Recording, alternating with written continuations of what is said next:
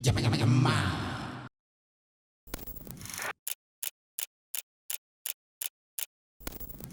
ఒక cinema hit అవ్వాలన్నా flop అవ్వాలన్నా ఒక గొప్ప సినిమా అవ్వాలన్నా లేదా యావరేజ్ సినిమాగా మిగిలిపోవాలన్నా అది డిసైడ్ చేసేది క్లైమాక్స్ మాత్రమే. ఒక సినిమా స్టార్ట్ అయ్యాక దాన్ని చూస్తూ చూస్తూ అప్పటి వరకు మనం బిల్డ్ చేసుకున్న ఒపీనియన్ అంతటిని ఒకేసారి మార్చేయగలిగే పవర్ క్లైమాక్స్ కు ఉంటది. అందుకే ఇంగ్లీష్ లో ఒక ఫేమస్ కోట్ కూడా ఉంది. It's not about how you start but how you finish that truly matters.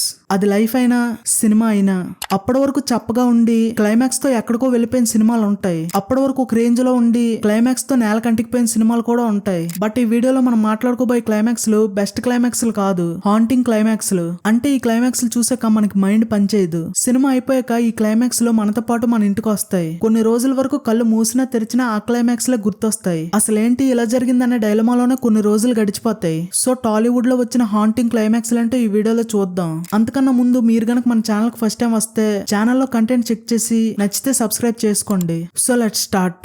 List లో ఫస్ట్ కుమారి 21F.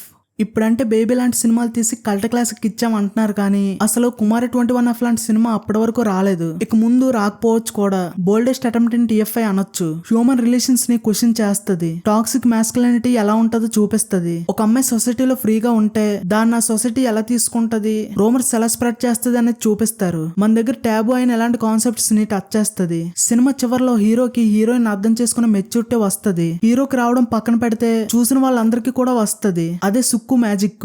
మీరు ఈ సినిమా చూసే టైం కి మీరు గాని రియాలిటీలో హీరోలా అంటే మీకు తెలిసిన అమ్మాయి విషయంలో ఇన్సెక్యూర్ గా ఉంటే ఈ సినిమా చూసాక డౌట్స్ తో చచ్చిపోతారు.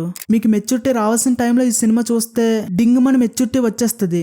అలా కాకుండా సినిమా చూసినప్పుడు పిల్ల బచ్చాలు అయ్యి ఇప్పుడు పెద్ద బచ్చాలు అయితే మాత్రం అసలు సుక్కు మామ అప్పట్లోనే అలా ఎలా రాసాడని పిచ్చెక్కిపోతారు. సినిమా చూసాక ప్రతి అమ్మాయి సిద్ధు లాంటి ఇన్నోసెంట్ అబ్బాయి కావాలనుకుంటారు. ప్రతి అబ్బాయి కుమారి లాంటి మెచ్యూరిటీ ఉన్న అమ్మాయి దొరికితే జీవితం ఎంత అద్భుతంగా ఉంటది అని అనుకుంటారు. అప్పటి వరకు ఇన్సెక్యూరిటీస్ తో నిండిపోయిన హీరోకి ఇక్కడ జ్ఞానోదయం అవుతుంది. ఇంకేముంది అంత హ్యాపీ అనుకునే లోపే ట్రాజడీ. మళ్ళీ ఈ లెటర్ సీన్ కి మన జ్ఞానోదయం అవుతుంది. బట్ సాడ్ ఎండింగ్ అనుకునే లోపే ఈ పనిష్మెంట్ తో అందరూ హ్యాపీ అయిపోతారు. DSP బ్యూటిఫుల్ మ్యూజిక్ తో మెల్లగా ఈ సీన్ ఇంజెక్ట్ అయిపోతుంది. ఇక ఇప్పుడప్పుడే బయటకు వచ్చే ఛాన్స్ ఉండదు. కొన్ని రోజుల వరకు ఆ మూడ్ లోనే ఉంటాం. యాసిడ్ అటాక్స్ అయినా పైన ట్రూ మ్యాన్ ఫిలాసఫీ ఎలా ఉంటుందో మన రియాలిటీలో చూసాం. అలా ట్రూ లవ్ కోసం ఒక అమ్మాయి అయినా ఒక అబ్బాయి అయినా ఎంతవరకు వెళ్తారో జస్ట్ ఒక చిన్న శాంపుల్ చూపిస్తారు. లవ్ అనేది బాడీకి సంబంధించింది కాదు, సోల్ కి సంబంధించిందని ఒక మోడర్న్ వేలో చెప్పిన సినిమా కుమారి 21F.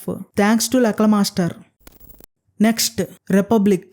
హీరోకి ట్రైన్ లో ట్రావెల్ చేయడం అంటే భయం. అయినా సరే ట్రావెల్ చేస్తాడు. మనం ఎప్పుడు భయాన్ని ఫేస్ చేయాలి, పారిపోకూడదు అనే మైండ్ సెట్ లో ఉంటాడు. ఇంటర్వ్యూలో తిరిగి ఇంటర్వ్యూవర్స్ ని క్వశ్చన్ చేస్తాడు. యాక్చువల్ ఎంత సిన్సియర్ గా ఉంటే ఆ పొజిషన్ కే రానివ్వరు. అలాగే ఫస్ట్ ఇక్కడ కూడా రిజెక్ట్ చేస్తారు, కానీ స్టోరీ ముందుకు నడవాలి కాబట్టి ఛాన్స్ ఇస్తారు. అలా హీరో కలెక్టర్ అయ్యాక సిస్టమ్ లో జరుగుతున్న తప్పులన్నీ ఫిక్స్ చేయాలనుకుంటాడు. కానీ ఒకసారి మన సిస్టమ్ లోకి ఎంటర్ అయ్యాక మన సిస్టమ్ ని చేంజ్ చేయలేం, సిస్టమే మనల్ని చేంజ్ చేస్తుందని తెలుసుకుంటాడు. తన ఫాదర్ కూడా తనలానే సిన్సియర్ గా ఉండి ఎంతో లాస్ అయిపోయారు అని తెలిసినా తాను మాత్రం సిన్సియర్ గానే ఉండడానికి ట్రై చేస్తాడు. ఇంత సిన్సియర్ గా ఉంటే జనాలు బ్రతకనివ్వరు. అందుకే క్లైమాక్స్ లో తను ఎవరినైతే కాపాడాడో ఆ జనమే అతన్ని చంపేస్తారు. ఈ సినిమాలో విలన్ విశాఖవాణి ఫిలాసఫీయే రైట్ అవుతుంది. ఆమె గెలుస్తుంది, హీరో ఓడిపోతాడు. అలా ఓడిపోవడం ఒక ఎగ్జాంపుల్, భారతదేశ వ్యవస్థకి ఒక ఎగ్జాంపుల్. సిస్టమ్ లో ఉన్న వాళ్ళు అంటే గవర్నమెంట్ సర్వెంట్స్ ఎవరైనా ఈ సినిమా చూస్తే ఈ సినిమా వాళ్ళకి కరెక్ట్ గా కనెక్ట్ అవుతుంది. UPSCకి ప్రిపేర్ అయ్యే వాళ్ళకి ఈ క్లైమాక్స్ ఒక పీడకల. కష్టపడి చదివి దేశానికి ఏదైనా చెయ్యాలనుకున్న వాళ్ళు ఈ క్లైమాక్స్ చూసి భయపడతారు.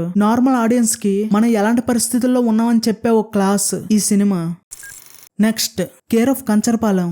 సినిమాలో 4 ర్యాండమ్ స్టోరీస్ చూపిస్తారు. ఆ తర్వాత సినిమా చివరిలో అవి 4 డిఫరెంట్ స్టోరీస్ కాదు, ఒకే వ్యక్తి జీవితంలో జరిగిన 4 ఫేజెస్ అని చూపిస్తారు. చూస్తున్న వాళ్ళకి ఒక్కసారిగా ఫ్యూజులు ఎగురుతాయి. ఏంటి ఇదంతా ఇతని స్టోరీ అని ఫస్ట్ సర్ప్రైజ్ అవుతారు. ఇతనికి ఇన్ని ఎదురు దెబ్బలు తగిలాయా అని ఫీల్ అవుతారు. ఆ తర్వాత లైఫ్ చాలా చిన్నదనిపిస్తుంది. మన లైఫ్ లో జరిగిన విషయాలు, మిస్ అయిన అవకాశాలన్నీ మనకు గుర్తొస్తాయి. కొన్ని రోజుల వరకు మనల్ని డిస్టర్బ్ చేస్తాయి.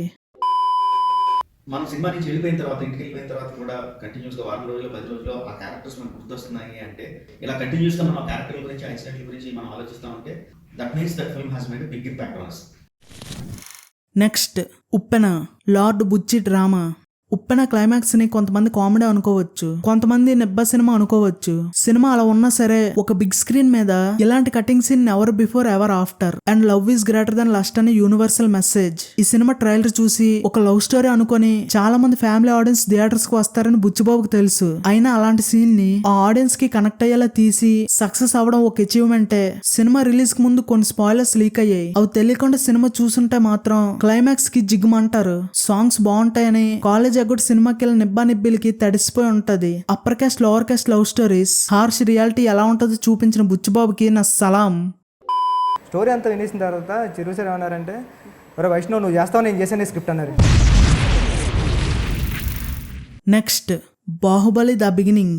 అసలు కీరవాణి గారికి ఆస్కార్ రావాల్సింది ఈ స్కోర్ కి, బట్ అట్లీస్ట్ నేషనల్ అవార్డు కూడా రాలేదు. The greatest cliff hanger in Indian cinema. అసలు కట్టప్ బాహుబలిని ఎందుకు చంపాడనే విషయం అప్పట్లో నేషనల్ న్యూస్ లా ట్రెండ్ అయ్యింది. జనాలకి ఇది ఎలా ఎక్కిందంటే బాహుబలి ద కన్క్లూజన్ ని ఇండియాస్ బిగ్గెస్ట్ బ్లాక్ బస్టర్ గా మార్చే అంత ఎక్కింది. పార్ట్ 1 చూసి పార్ట్ 2 చూసే వరకు మైండ్ లో ఈ క్లైమాక్స్ తిరుగుతుంది. అసలు తాత ఎందుకలా చేశాడని జనాలు పిచ్చెక్కిపోయి చిత్ర విచిత్రమైన థియరీలన్నీ అల్లేసుకున్నారు. ఇంతలా జనాలు ఇన్ఫ్లుయెన్స్ చేసిన క్లైమాక్స్ ఇంకేదీ లేదు. Greatest writing, greatest composition, greatest vocals. ఇప్పటికీ గీతా మాధురి గారి వాయిస్ అలా హాంట్ చేస్తూనే ఉంటది.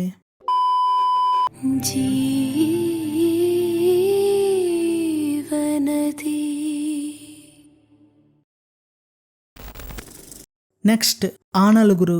ఈ సినిమా అందరికీ ఒక లెసన్. డబ్బు కన్నా హ్యూమన్ రిలేషన్స్, లవ్ ఎంత గొప్పవో చెప్పే సినిమా ఇది. ఈ సినిమాలో రాజేంద్ర ప్రసాద్ గారి భార్య పిల్లలు అంతా డబ్బులు కావాలని ఆయన్ని నానా మాటలు అంటారు. చివరికి ఆయన తెలిసిన వాళ్ళందరి దగ్గర అప్పు చేసి పిల్లలకి డబ్బులు ఇస్తాడు. మళ్ళీ ఆ అప్పు అతను తీర్చలేడని సూసైడ్ చేసుకుని చనిపోతాడు. ఆయన చనిపోయాడని తెలిసాక మళ్ళీ ఆ అప్పు ఇచ్చిన వాళ్ళు తిరిగి అడుగుతారని పిల్లలు పారిపోతారు. అప్పుడు ఆ అప్పు ఇచ్చిన వాళ్ళు ఆయన వల్ల సహాయం పొందిన వాళ్ళే ఆయనకి అంత్యక్రియలు చేస్తారు. ఈ సినిమా క్లైమాక్స్ లో కోట శ్రీనివాసరావు గారు మంచి పర్ఫార్మెన్స్ ఇస్తారు.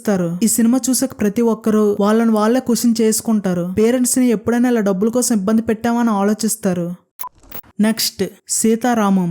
మళ్ళీ ఇంకో లెటర్, ఇంకో బ్యూటిఫుల్ లవ్ స్టోరీ. కానీ ఈసారి ఈ లెటర్ మాత్రం 20 years తర్వాత చేరవలసిన చోటికి చేరుకుంటది. చిన్నప్పుడు గజని సినిమా చూసి కల్పనకి మనోహర సంజయ్ రామస్వామి అని తెలియకుండా చచ్చిపోయిందని తెలుసుకుని చచ్చిపోయిన బాగున్నని అందరం ఫీల్ అయ్యే ఉంటాం. ఈసారి సీతారామంలో మాత్రం అలా జరగలేదు. సినిమా ఎండ్ అయ్యే టైంకి రామ్ చాలా గొప్పోడు, యుగ పురుషుడు అని తెలిసాక ఇంత మంచోడికి సీత ప్రిన్సెస్ నూర్జహాన్ అని తెలియకుండానే చచ్చిపోయాడని ఫీల్ అవుతాం. అప్పుడు కరెక్ట్ గా ఈ డైలాగ్ వస్తుంది. ఈ జన్మకు ఇక సెలవు, ప్రిన్సెస్ నూర్జహాన్. అండ్ లాస్ట్కి వచ్చేసరికి ఎట్లా కొడతాడంటే ఛాతిలా పాతాళానికి దెంగేస్తావు, ఇంకా రావు బయటికి. లవ్ ఇస్ ఎటర్నల్ అని చూపించిన సినిమా సీతారామం. చాలా మంది రామ్ చనిపోయాడు, ఇదొక సాడ్ ఎండింగ్ సినిమా అనుకుంటారు. కానీ రామ్ ఎప్పుడో పాస్ట్ లోనే చనిపోతాడు. ఆ లెటర్ సీత వరకు చేరడమే అబ్సల్యూట్ సినిమా. అందువల్ల ఇది ఒక రకంగా హ్యాపీ ఎండింగ్ సినిమా అవుతుంది. సినిమా అయిపోయాక బయటికి ఎలాంటి మిక్స్డ్ ఫీలింగ్స్ తో వస్తాం. మన మీద కొంతవరకు ఇంపాక్ట్ చూపిస్తుంది. నెక్స్ట్ వేదం. మనిషి తప్పు చేయడానికి 1 నిమిషం టైం పడుతుంది, కానీ ఆ తప్పును సరిదిద్దుకోవడానికి కొంతమందికి జీవితకాలం కూడా సరిపోదు. వేదంలో ఉండే క్యారెక్టర్స్ అన్ని డబ్బు చుట్టూ తిరుగుతాయి. సినిమాలో ఉండే 5 స్టోరీస్ లాస్ట్ వరకు కనెక్షన్ లేకుండా ఉండి చివరికి క్లైమాక్స్ లో కలుస్తాయి. ఎప్పుడు డబ్బు సంపాదించాలి, రాయల్ లైఫ్ లీడ్ చేయాలనుకునే కేబుల్ రాజు ఆఖరికి పరిస్థితుల వల్ల మిగిలిన వాళ్ళని కాపాడడం కోసం చావడానికి సిద్ధపడతాడు. కేబుల్ రాజుకి వివేక్ కి ఇద్దరికి ఒకరికొకరు తెలియకపోయినా సరే అందరినీ కాపాడడానికి చనిపోతారు. అప్పటి వరకు టాలీవుడ్ లో హీరో చనిపోతే సినిమా పోయినట్టు అనే ఫీలింగ్ లో అందరూ ఉండేవారు. మెయిన్ స్ట్రీమ్ హీరోస్ చనిపోవడంతో అందరూ ఫీల్ అవుతారు, కొంతవరకు డిస్టర్బ్ అవుతారు. కానీ ఆ తర్వాత సినిమా మీనింగ్ ఏంటో అర్థం చేసుకుంటారు. అండ్ ఈ వీడియోకి ఇంతే. మిమ్మల్ని బాగా డిస్టర్బ్ చేసిన క్లైమాక్స్ ఏంటో కామెంట్ చేయండి. ఈ వీడియో మీకు నచ్చితే లైక్ చేసి ఇలాంటి ఇంట్రెస్టింగ్ వీడియోస్ కోసం మన ఛానల్ సబ్స్క్రైబ్ చేసుకోండి. మళ్ళీ వచ్చే వీడియోలో కలుద్దాం. Bye bye.